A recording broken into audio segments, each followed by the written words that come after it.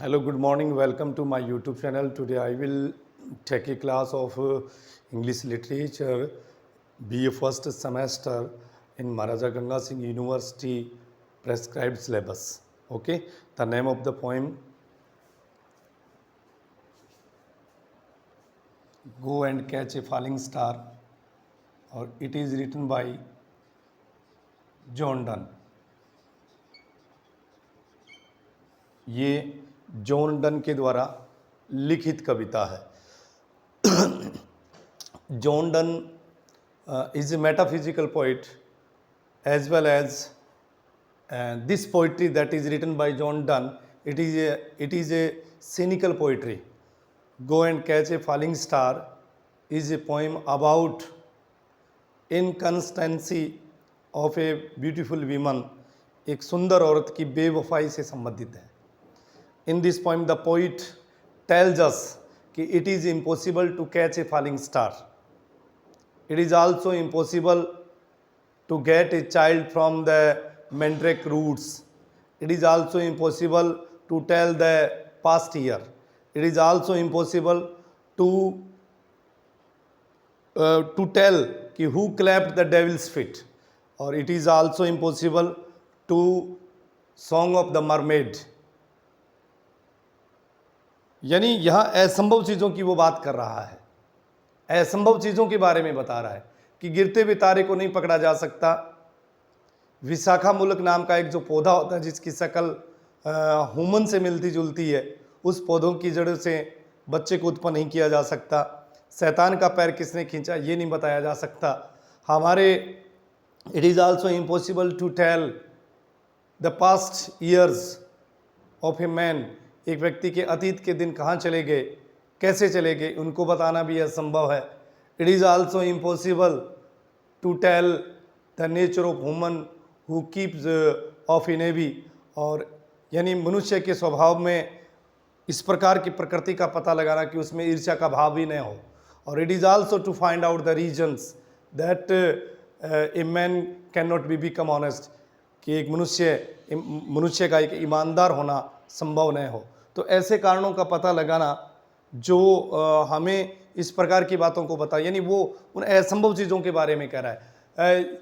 John Donne says that कि if all these things are impossible as well as it is also impossible to find out a women who is faith और as well as beautiful. कि एक औरत अगर सुंदर भी है, और यानी एक औरत जो अगर सुंदर है तो वो वफादार नहीं हो सकती, क्योंकि सुंदरता उसका जो ट्रुथनेस है और उसका जो फेयरनेस है, ये दोनों क्वालिटी एक विमन में नहीं हो सकती, एक औरत में नहीं हो सकती. अगर ये हो सकता है तो वो कहता है कि गिरते हुए तारे को भी पकड़ा जा सकता है, पेड़ की जड़ों से बच्चे को उत्पन्न भी किया जा सकता है, शैतान के पैर किसने खींचे ये भी बताए जा सकते हैं, जलपरी का गीत किसने सुना ये भी बताया जा सकता है, अतीत के दिन कहाँ चले गए ये भी बताया जा सकता है. अगर ये बताए जा सकते हैं तो फिर एक सुंदर और जो वफादार जो औरत है वो भी हो सकती है. लेकिन वो कहता है कि it is totally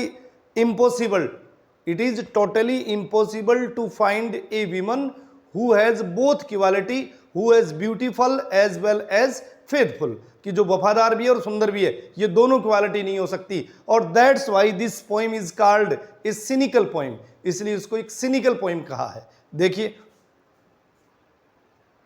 the poet says that go and catch a falling star. The poet says that कि this is absolutely impossible work, this is absolutely impossible work to catch a falling star. गिरते हुए तारे को नहीं पकड़ा जा सकता.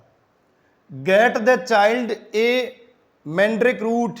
Mandrake that means विशाखा मुल्क नाम का पौधा, that resembles the shape of human life, जिसकी जो शेप है, जिसकी आकृति है वो मनुष्य से मिलती जुलती है.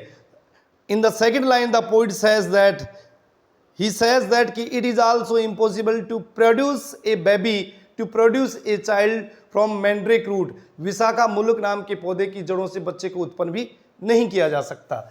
In the third line tell me where all past year, ये बताइए कि आपके अतीत के दिन कहाँ चले गए. अतीत के दिनों को बताना हम मुश्किल से कल के बारे में बता सकते हैं. 24, वो भी कल के बारे में 24 आवर यानी 24 घंटे हमने कैसे बिताए हैं उनके बारे में नहीं बताया जा सकता। और हमसे if somebody ask about us कि where are your past, please give the account of 20 and 30 year, कि आप 20 और 30 साल का लेखा जोखा दीजिए कि आपने एक एक मिनट क्या किया, आपने 7 बज के क्या किया, आपने 10:05 पर आपने 2005 में क्या किया। तो ये अतीत के लेखे जोखे को राइट और एक्चुअली और एग्जैक्ट बताना ये भी पूर्ण रूप से असंभव होगा। यानी ये चीजें, क्योंकि ऊपर की जो लाइनें हैं, ऊपर की लाइनों में कवि है वो असंभव जो चीजें हैं उन असंभव चीजों को हमारे सामने प्रेजेंट कर रहा है कि असंभव चीजें कौन सी भी, गिरते हुए तारे को पकड़ना, विशाखा मुलुक नाम का जो पौधा उसकी जड़ों से बच्चे को उत्पन्न करना, जलपरी का गीत किसने सुना, शैतान के पैर किसने खींचे, ये चीजें अगर असंभव है तो एक सुंदर और एक जो वफादार औरत है ये भी नहीं हो सकती, वो भी नहीं मिल सकती, आपको दुनिया में कहीं नहीं मिल सकती। यानी अगर वो सुंदर है तो वो वफादार नहीं हो सकती, और अगर वो वफादार है तो वो सुंदर नहीं हो सकती। ये कहना है जॉन डन का।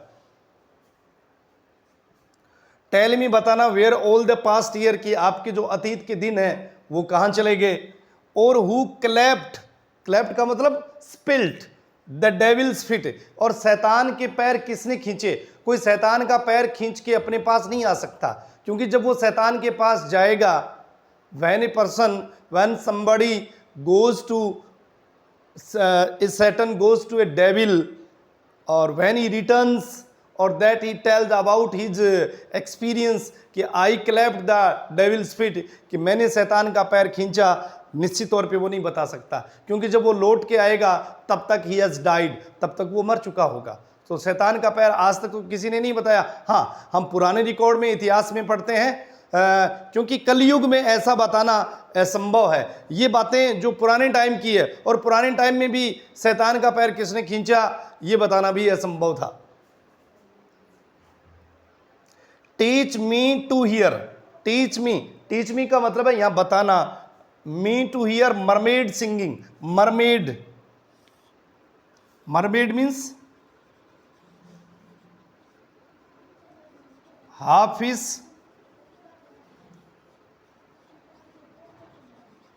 और हाफ विमन, यानी जो जलपरी होती है, जिस जलपरी का जो शरीर होता है वो आधी मछली का होता है और आधी स्त्री का होता है। कि जलपरी का गीत किसने सुना, आज तक तो मेरे हिसाब से हमने तो नहीं सुना है, क्योंकि हमने जो बड़े बड़े कलाकार हैं, बड़े बड़े जो फनकार हैं, बड़े बड़े जो लोक फनकार हैं, या राष्ट्रीय स्तर के, अंतर्राष्ट्रीय स्तर के जितने जो कलाकार हैं वो मनुष्य हैं, यानी वो ह्यूमन बीइंग है। जलपरी का गीत किसने सुना कोई नहीं बता सकता, क्योंकि जलपरी हमारे आसपास के एरिया में या नज़दीक के एरिया में या दूर के एरिया में जलपरी का गीत कोई संबड़ी आके ये कहे कि मैंने सुना है, it is also impossible to tell the singing of a mermaid, कि जलपरी का गीत मैंने सुना ये भी बताना असंभव है। और टू कीप ऑफ,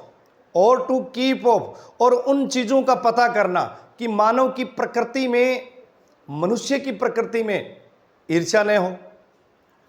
और टू कीप ऑफ इनएविज ईर्ष्या, स्टिंगिंग, यानी मनुष्य की प्रकृति में, nature of a man, it is also impossible to tell the envy in the nature of a man, कि मनुष्य की प्रकृति में ईर्ष्या का भाव न हो, यह भी नहीं हो सकता। अगर दोनों सगे भाई हैं, if there are sibling brother, उनमें भी ईर्ष्या का भाव होता है। हाँ, वो ईर्ष्या का भाव पॉजिटिविटी के साथ भी हो सकता है और नेगेटिविटी के साथ भी हो सकता है। 100% ईर्ष्या का भाव जरूर होगा। यानी आज के दौर में ये देखा जाए कि मनुष्य के अंदर ईर्ष्या का भाव न हो, ये हो ही नहीं सकता। निश्चित तौर पर ईर्ष्या का भाव होता है। ये कह रहा है कि उस व्यक्ति का पता करना, यानी मनुष्य की प्रकृति में ऐसे कारणों का पता लगाना कि मनुष्य की प्रकृति में ईर्ष्या का भाव नहीं है, हो ही नहीं सकता। मनुष्य के स्वभाव में, नेचर ऑफ मैन, मनुष्य के स्वभाव में 100% इनएवी जेलेसी इज फाउंड, यानी ईर्ष्या पाई जाती है। एंड फाइंड, और पता लगाना, what wind serve to advance an honest mind, और ऐसे कारणों का पता लगाना कि मनुष्य का इस दुनिया पर ईमानदार होना असंभव हो।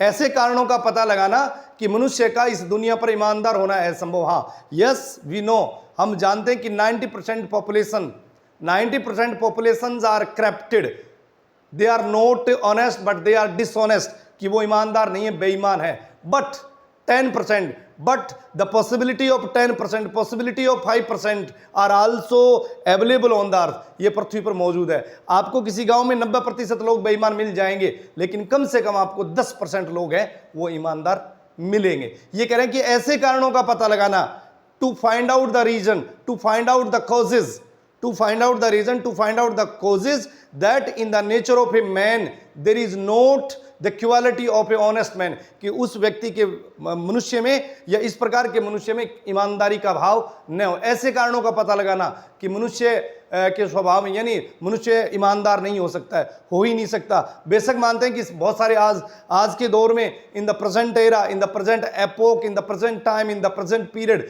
या अगर ये देखा जाए कि definitely mostly persons are dishonest, कि बहुत सारे लोग बेईमान हैं, लेकिन उसके बावजूद भी in the spite of all these things there are also honest man, उसके बावजूद भी कुछ एक हमें ईमानदार लोग भी मिलेंगे। तो ये जो कविता है, क्योंकि इतना जो मैंने जो स्टेंजा इसका करवाया है, यहाँ कवि in the above these line the poet tells us about the impossible things. अब जो आगे वो बताएगा वो इसके समान ही एक चीज़ और बताता है कि अगर ये चीज़ें असंभव है तो दुनिया में एक चीज़ और भी असंभव है। और वो क्या है, जो मैंने आपको बताया था कि it is also impossible to find out a women who is both faithful and beautiful, जो वफादार भी है और सुंदर भी है, ऐसी औरत नहीं मिल सकती। बाकी जो बचा हुआ स्टेंजा है वो हम नेक्स्ट क्लास में लेंगे। Thank you very much, have a nice day.